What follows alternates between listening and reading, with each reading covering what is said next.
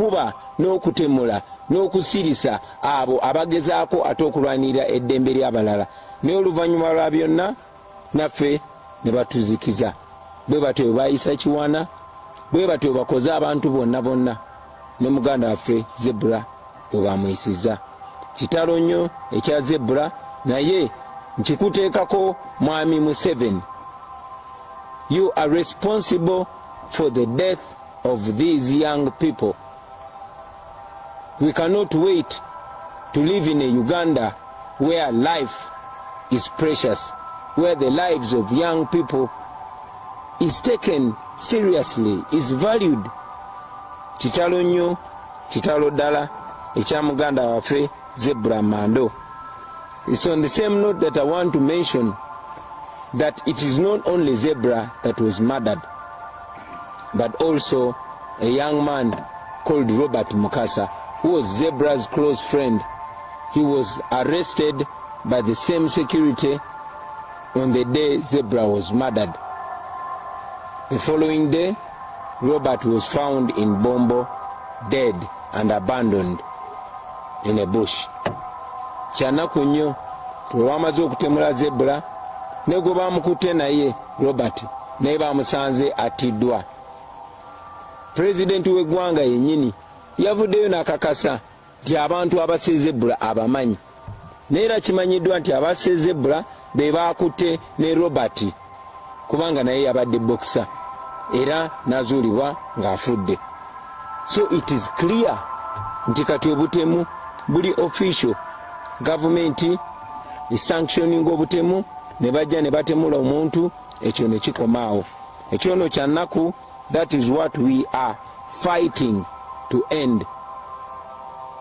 I've already mentioned that so many people have been abducted.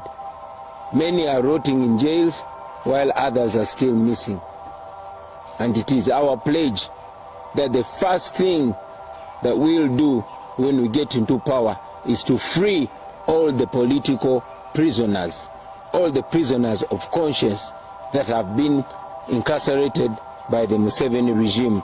And we know that that day is not far from where we are.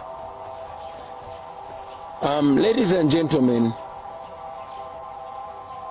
now that we have completed 2020, now that we've stepped strongly, firmly and confidently into the year 2021, we can only praise the Almighty God. We can only say, Ebenezer, thus far the Lord has brought us. In the new year 2021, we choose hope over fear. We choose confidence over doubt. Ladies and gentlemen, this is the year that we all have been waiting for. This is 2021. We have been planning for this year. We've been waiting for this year. And now we are here. Like Shakespeare said one time, that let us remember and celebrate.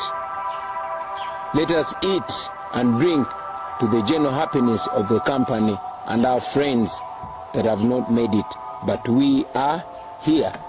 We are in 2021. And we've always been saying Mission 2021. This is the year to accomplish our mission. We have 12 days from today. 12 days.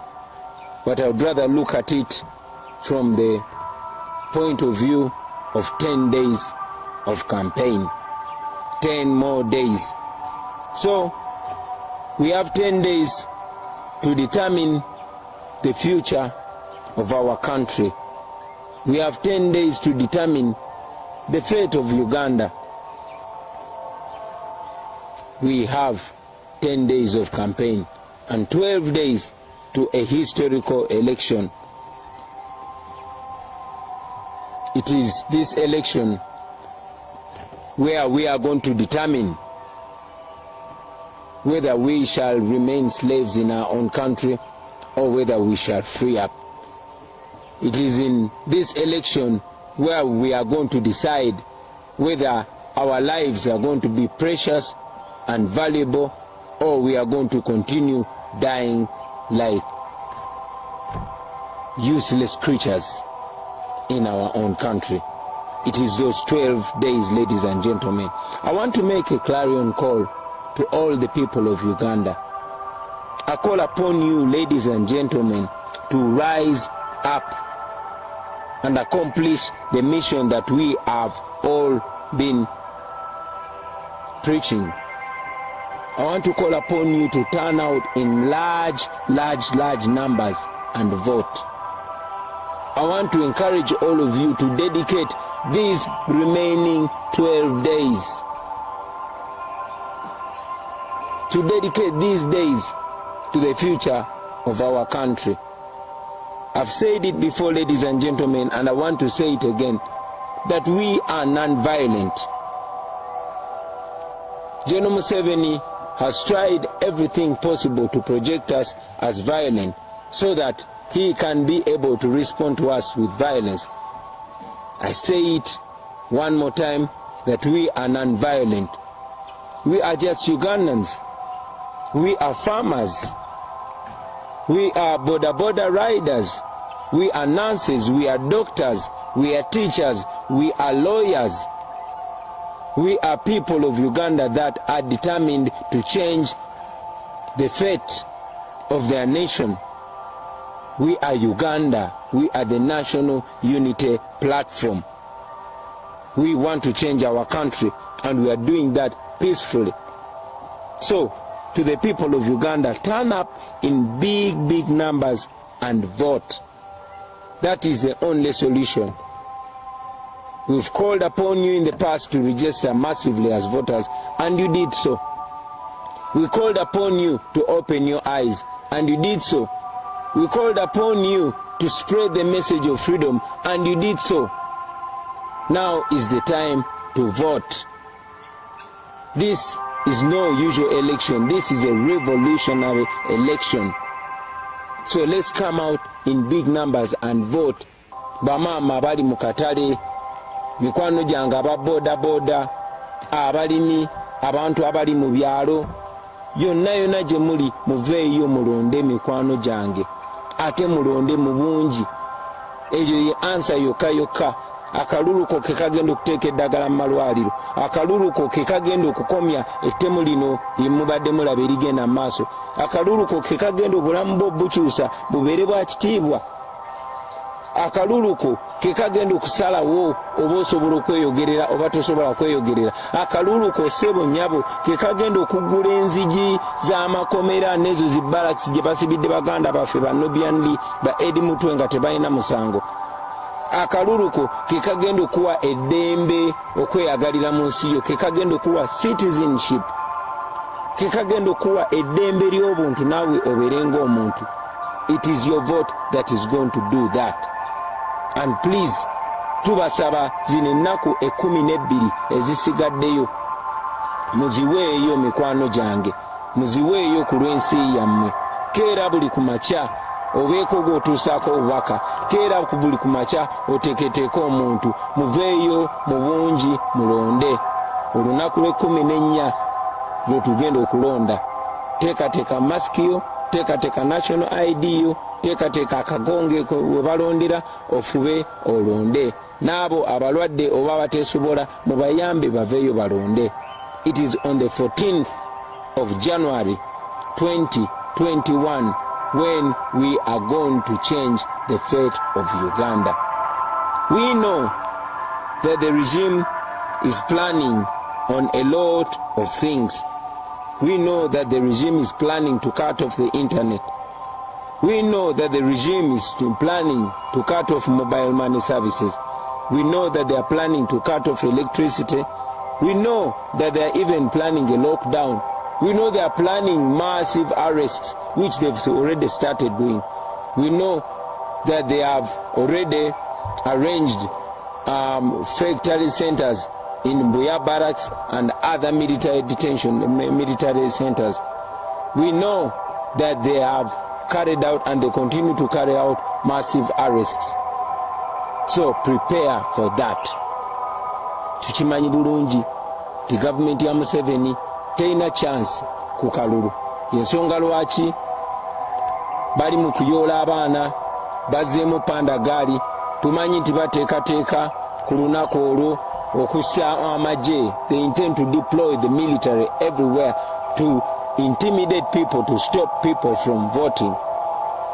Bateekateeka okuleeta amagye bagayiwe buli wamu. Bateekateeka okutiisatiisa abantu babalemesa okulonda kuba bamanyi bannayuganda bavaayo mu bungi ne balonda Museveni akake kabawo kabweddemu. Tumanyi nti bateekateeka okuleeta obululu okubuyiwamu ng'olwedde buli tikiti. Bateekateeka okusalako internet. Bateekateeka okusalako amasannyalaze mu bitundu ebisinga obungi eby'omu Uganda. Bateekateeka okusalako mobile money. Tumanyi nti bateekateeka n'okola lockdown. Ensonga lwaki tubasaba mweteeketeeke. Byo byonna mubeere nga mubimanyi. Bagenda kukusala amagezi okwata abantu bangi nnyo. Ba agenti baffe bagenda kufuba okulaba nga babayoola.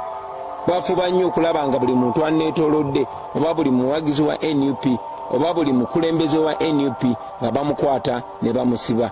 Njagadde nnyo bannayuganda mubitegeere. Manyi nti bateekateeka batetegese nadda in fact tale center emu bagitadde Mbuya, endala tulina information bagitadde Nakasongola naye ne mu bitundu ebirala gye baagala okugattiragatira omugatte ogwa omufu ogw'okulonda. But I want to encourage all of you, one, turn out in large numbers and vote, and after that please keep a safe distance but continue watching the proceedings. Don't go back home. Let us dedicate the 14th of January to our nation. Everything that we are encouraging you to do is legal, it is constitutional, and nothing is criminal. We also know that the Electoral Commission intends to delay voting materials in some areas, particularly in Kampala, in Wakiso, in Mukono, and in areas of Masaka. We also know that they are intending to announce results very late. We want to appeal to you, Mr. Byabakama and the Electoral Commission, and at the same time warn you that the people of Uganda are not going to accept that. You've done that in the past, but you're dealing with a totally different generation. So, the more you really disrespect the people of Uganda, the more you will be accountable for any result of a bad election.